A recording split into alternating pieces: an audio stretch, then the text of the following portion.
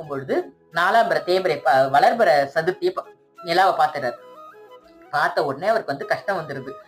அவர் வந்து என்ன பண்றாரு, ஐயோ 4வது நாள் பாத்துறமே அப்படின்னு சொல்றாரு. அப்ப வந்து என்னன்னாக்கா அவருக்கு வந்து இவரோட சத்யஜித்தோட சமந்தகமணி வந்து அவர் எடுத்துட்டார், திருடிட்டாருன்னு அவர் மேல பழி வந்துருது.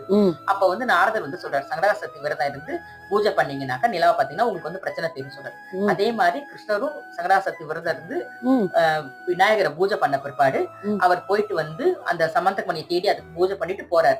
காட்டுக்கு போன போது சமந்தகமணி கரைச்சு ஜாம்பவான் கூட அப்பதான் சண்டை போட்டு சமந்தகமணியை வாங்கிட்டு வர்றாரு. அது பெரிய லாங் ப்ராசஸ் கதை. அது சமந்தகமணியை